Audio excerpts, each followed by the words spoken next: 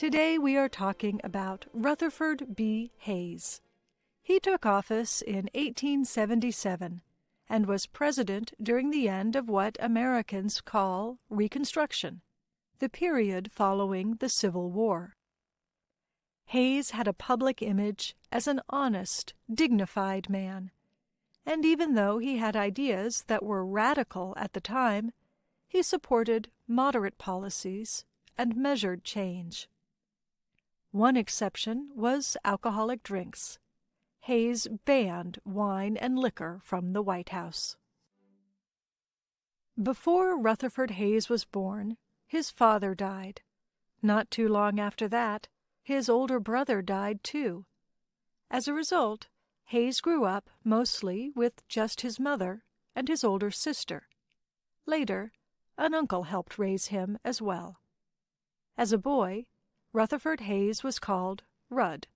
He grew up on a farm in Ohio and spent his early years playing with his sister, who taught him to love books. Hayes was an excellent student, and in time he attended Kenyon College and Harvard Law School. Hayes started his career as a lawyer in the city of Cincinnati, Ohio. He did not go into a field that made much money. Instead, he defended people who were poor or in difficult situations. He also courted the woman he would marry. Lucy Webb, like Hayes' mother and sister, strongly influenced the way Hayes thought. Hayes' own views at the time were moderate. He drank alcohol, but not much. He opposed slavery, but he was not an anti-slavery activist. His new wife, however, was strongly against alcohol and slavery. She was part of social movements at the time to ban alcoholic drinks entirely in the United States.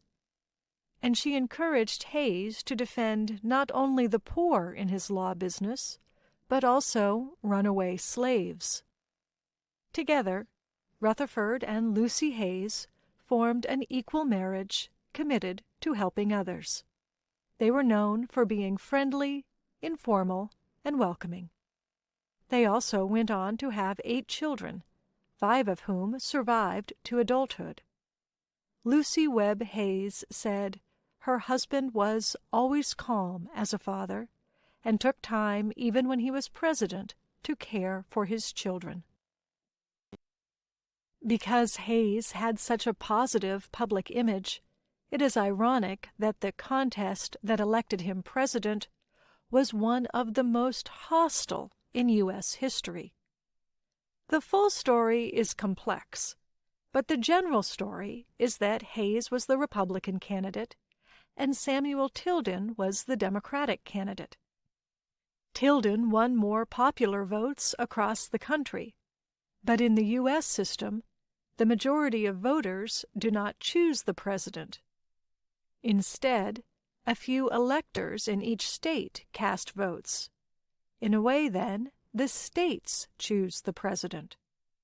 And in the election of 1876, 3 southern states gave conflicting reports.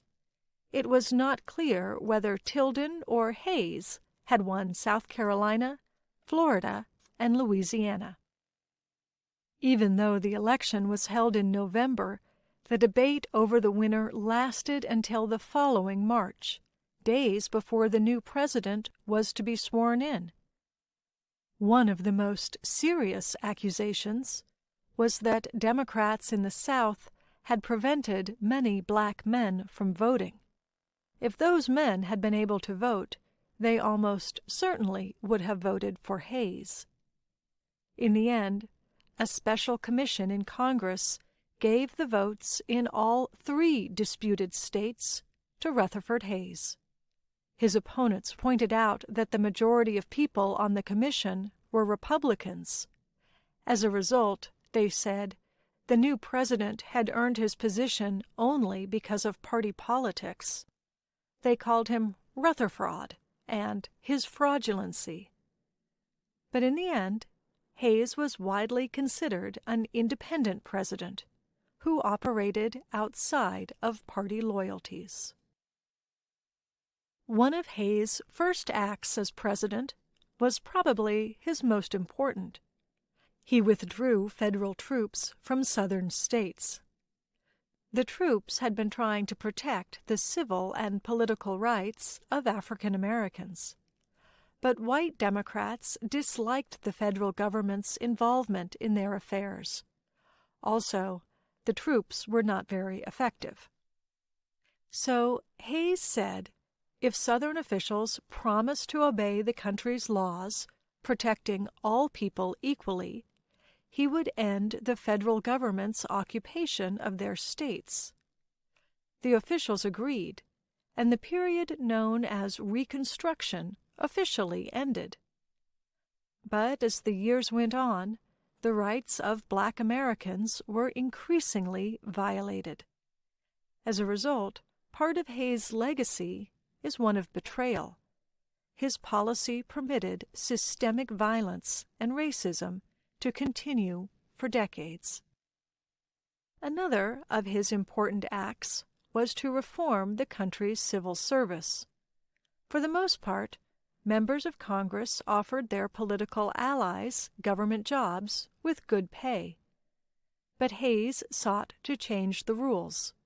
He wanted to give government jobs to the most able workers. While his goal was a good one, his action shocked and angered many members of Congress. The Democrats especially sought to weaken Hayes' position by removing the president's ability to veto their bills. Hayes fought back and won. By the second half of his term, Hayes had restored some of Americans' trust in government that had been lost under the two presidents before him, Andrew Johnson and Ulysses S. Grant. He had helped ease the tensions between the North and South. He had stabilized the economy. He had increased the power of the presidency in a mostly positive way, and he had prepared the way for major civil service reform. But Hayes is not remembered as an especially great president. He is often placed toward the middle, not one of the best and not one of the worst. Some historians suggest that Hayes would be better remembered if he had stayed a second term and supervised some of the gains begun in his first years. But Hayes had promised that he would serve only one term as president. So, true to his word, Hayes did not seek re-election. Hayes had always believed that the best way to solve the country's problems was to improve the education system.